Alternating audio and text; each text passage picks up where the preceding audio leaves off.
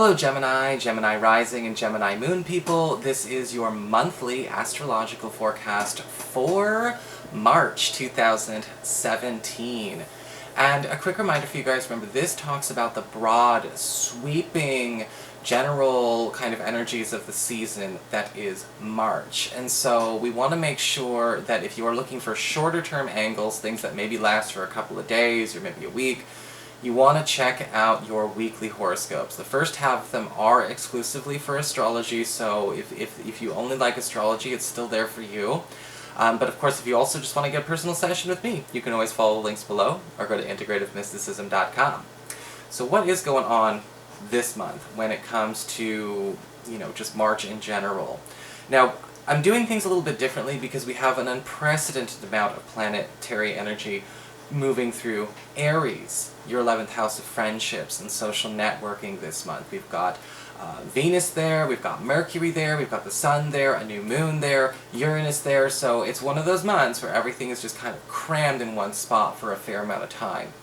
And in the beginning of the month, we've got a wonderful angle starting up. Jupiter in Libra, in your 5th house of love and romance, currently retrograde, is going to be forming a very nice connection to Uranus in that 11th house of friendships and social networking.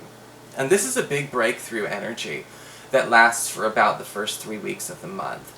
And because Jupiter is retrograde in this 5th house, remember, it's talking about finding hidden gems, finding that buried treasure in our own backyard. And the 5th house is about our romance, our relationships with our kids, and sometimes it's our own creative projects. And with Uranus currently in your 11th house of friendships and social networking, there's some kind of big, great discovery or big breakthrough in this area. We may be finding out that a romantic partner opportunity is coming through a friend or as a friend, or we may be finally finding out that, maybe there is somebody we should have been giving a try all along, but we weren't giving him or her the amount of time or the time of day to make it happen.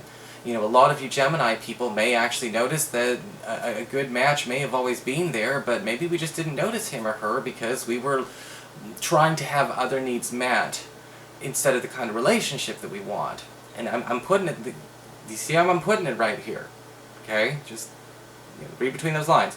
The other thing about this angle that's really nice though is that even if you're in a perfectly fine romantic relationship, this could affect a relationship with a child.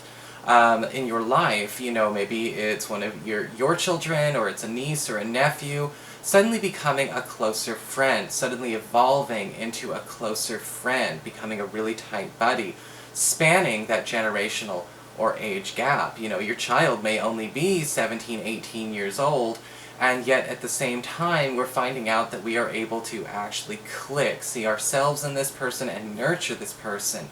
And that's going to be a huge theme of bonding as well. And it's interesting because this person could be a part of your main support system, inner circle touchstones, and it might seem kind of strange because they're barely out of high school, or they're still in university, or I raised them. It's a very interesting angle. We've also got Venus turning retrograde in your 11th house of friendships and social networking, and Venus is going to be retrograde here all month. And with Venus retrograde, I'm always telling people it's not the same as Mercury retrograde. We can't apply the same rules. It's just not the same. Okay, Mercury retrograde plays on the mind and the communications. And Venus retrograde plays on the feelings. And Venus retrograde, there's 3 things to keep in mind: trust issues, insecurity issues, and temptation. Okay? And sometimes that can also talk about a warning about looking for instant gratification. And with Venus retrograde in the 11th house all month, we may be dealing with some trust issues with some friends. This does not look like a romantic situation. This looks like just friends, people who are just friends. And this could have to do with people being insecure. Maybe there will be issues where friends are feeling a little bit betrayed, or, abandonment issues are coming up for people.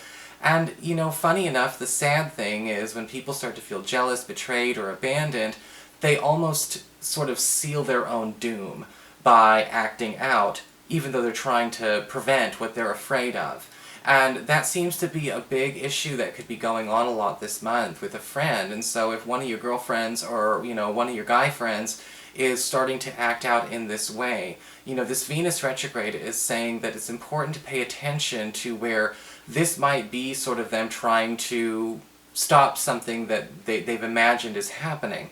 However, it's also important to pay attention to where, just trying to make somebody feel good isn't the same thing as solving the problem. Or just trying to make ourselves feel good is not the same as solving the problem. Because sometimes Venus retrograde focuses on the relief in the moment and not the long-term solution or playing a longer game. And so when it comes to our friendship circles, we're going to have to be dealing a fair amount with that. Now, we also have, right after that, still early in the month, the end of the first week, Mars going into your 12th house, your hidden zone, your privacy zone. And when Mars goes into the 12th house, it does kind of lower a little bit of our physical vitality and our available energy. Because Mars is going into a place where it likes to work a little bit more carefully, a bit more diligently, and a bit more behind the scenes. And you're going to be noticing that things that you do in secret and things that you do discreetly have big impacts on the outer world. And hopefully that's all for the good. I hope you're acting and you're being good about it. Mars in the 12th house can also be a really good time, though, again, to get closer to people. Alright, whenever we have Mars or Mercury in the 12th house, it's about bringing walls down. And I think that with Mars, though, what's nice about this is we're setting up some kind of new trust or new code of honor, and we are really kind of working out any old conflicts or old insecurities or old issues with people that we love. Mars in the 12th house can also bring back old friends. We've got a big focus on friends this month. Mars in the 12th house can bring back old friends, childhood friends, people that you really need as that strong support system. If you feel like maybe you've ended up in a social circle where people don't understand you, you could really use your old BFF, you could really use that old, brother or sister from another mother kind of energy. Mars is going to bring that person back, even if we didn't end on the best of terms.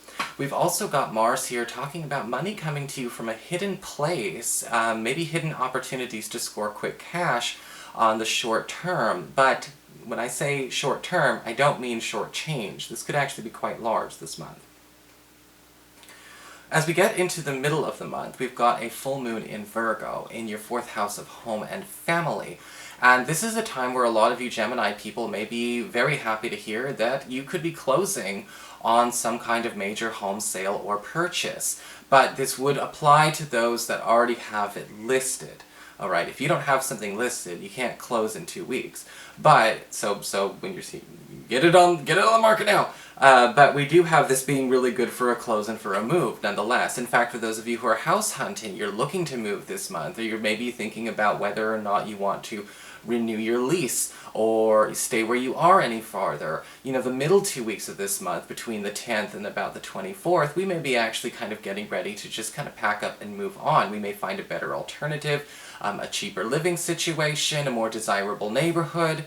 This full moon is also going to be bringing about an opportunity to boost some kind of home finance operation that you've been working on. If you or maybe a roommate or a partner has been trying to bring in more money to the house, or maybe you've been trying to launch a home business, or you've been trying to find a way to even unload some assets or some investments in order to cash in on them at top dollar, the middle of this month is a good time to get that going. Later on, towards the beginning of the 3rd week, we've got Mercury moving into, Aries, and then we've also got the Sun moving into Aries. And when we have this energy kind of playing around, the beginning of the 2nd week, Mercury's going to Aries. We've got this nice sort of focus on, again, speeding up and opening up communications with our social network at large. And this could be a great time for a lot of you Gemini people who are looking to maybe spread the word about yourself, get more traveling and more recreation done. A lot of you may be taking some holiday time at the end of this month. You could also be finding out that we are opening up lines of communication in our social network to even kind of boost some kind of personal scholarship goal, or even just kind of take care of a bucket list item that you've wanted to do. If there's a place you've always wanted to travel to, or maybe you've just always wanted to go bungee jumping or skydiving, the 11th house does talk about the bucket list as well.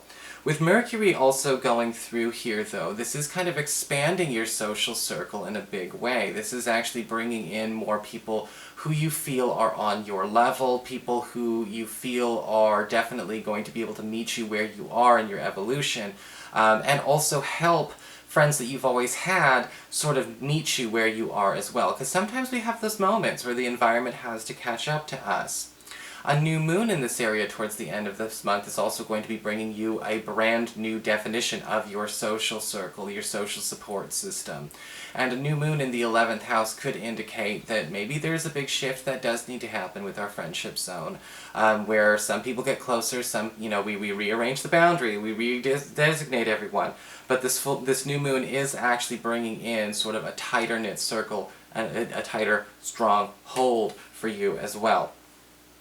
Finally, we've got Mercury moving into Taurus at the very, very, very end of the month. It just races through Aries, it really does. And with a full moon in, not full moon, excuse me, with Mercury, I don't know why I said full moon, with Mercury going into Taurus, we've got a focus on getting closer to people. Okay, and again, that theme of taking down walls is happening. But with Mercury, it can go beyond just personal walls with friends and family. It can go into a space with lovers. It can also go into a space with professional walls if you feel like there's been a bar on communication about a glass ceiling, a promotion, certain bosses or certain professional or employment opportunities just don't seem to be very communicative. We finally have those walls coming down, access being opened up, and a lot of it's going on behind the scenes. But this is all working to your benefit. This Mercury is also going to be talking about opening up lines of communication and healing them where they have not been very healthy. This has been a very strange year for a lot of folks. A lot of folks have been having a hard time, especially the Gemini people. I've been doing a lot of readings for Gemini people where you're surrounded by a lot of people who just don't seem to be as emotionally or psychologically articulate as they used to be. And so this is going to be kind of clearing up any of those issues that you may be dealing with, again, on the professional and personal level. But this month, this seems to be all about getting you involved with the right people and rewarding you for staying with the right people and redesignating, perhaps, people who need to be redesignated. So that is your forecast, Gemini. I hope you enjoyed it. If you did, please like, share, and subscribe. You know I appreciate it. And of course, if you'd like to get a session, you can always follow the links below, or go to integrativemysticism.com.